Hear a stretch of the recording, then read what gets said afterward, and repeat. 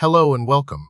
Today we're delving into stereotypic movement disorder, or SMD, a neurological condition characterized by repetitive, seemingly purposeless movements that can significantly impact daily life. We'll explore its causes, symptoms, diagnosis, and management, aiming to provide a comprehensive understanding of this complex disorder. The exact causes of stereotypic movement disorder are not fully understood, but it's believed to be a multifactorial condition. Genetic predisposition may play a role, making some individuals more susceptible than others.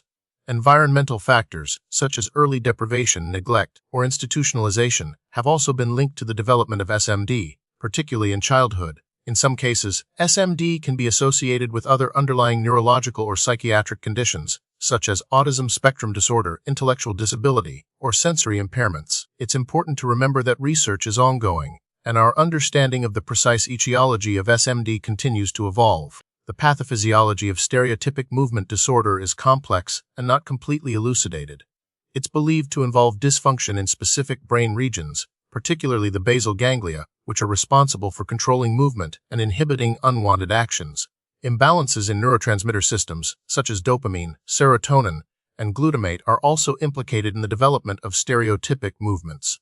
These imbalances can lead to abnormal neuronal activity and the repetitive behaviors characteristic of the disorder.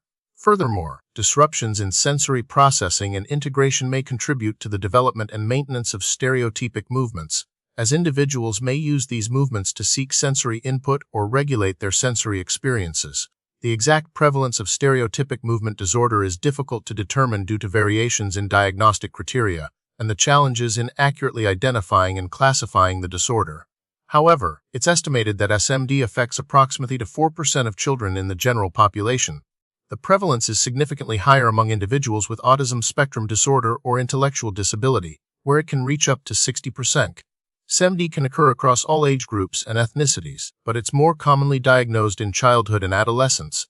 Understanding the epidemiology of SMD is crucial for developing effective prevention and intervention strategies. The signs and symptoms of stereotypic movement disorder are characterized by repetitive, seemingly purposeless movements that can vary in type, intensity, and frequency. Common examples include hand flapping, body rocking, head banging, self-biting, skin picking, and repetitive vocalizations. These movements can be rhythmic or non-rhythmic and may occur in isolation or in combination with other behaviors.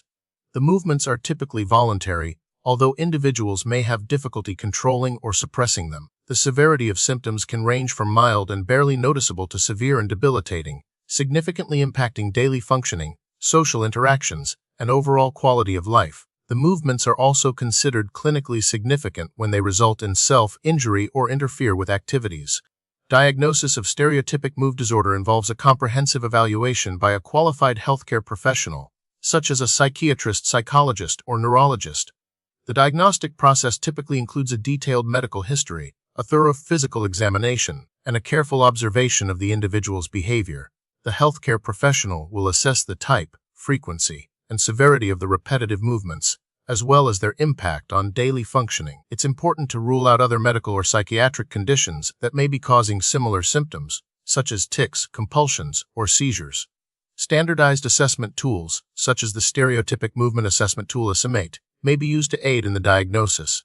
According to the DSM-5 diagnostic criteria, the movements must be persistent, causing significant distress or impairment, and cannot be better explained by another condition or the effects of a substance.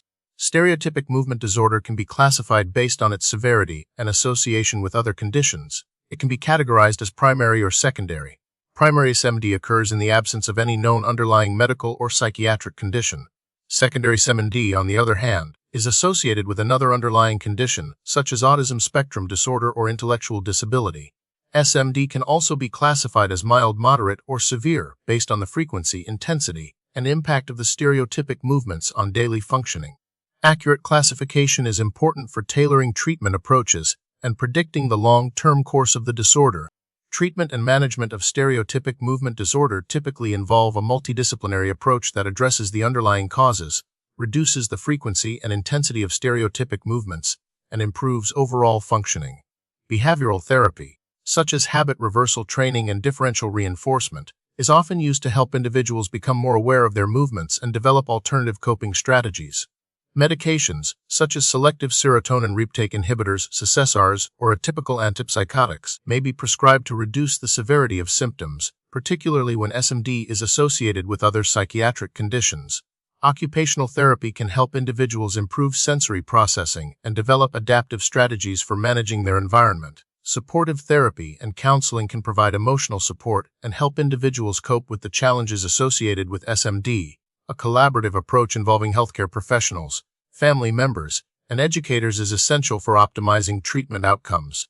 While there's no guaranteed way to prevent stereotypic movement disorder, early intervention and supportive care can play a crucial role in minimizing its impact.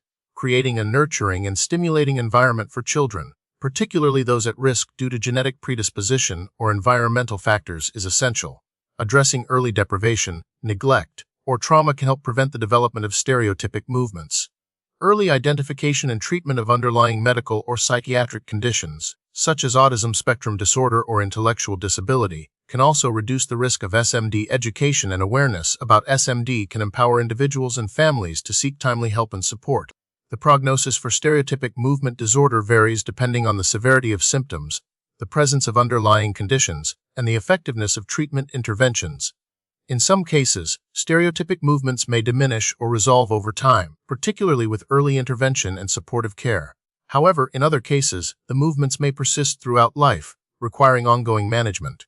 Recent research has focused on identifying biomarkers for SMD, developing more targeted treatments, and understanding the long-term impact of the disorder on individuals and their families. Advances in neuroimaging techniques and genetic research are providing new insights into the underlying mechanisms of SMD, paving the way for more effective prevention and treatment strategies. Continued research and collaboration are essential for improving the lives of individuals affected by stereotypic movement disorder. Thank you for watching.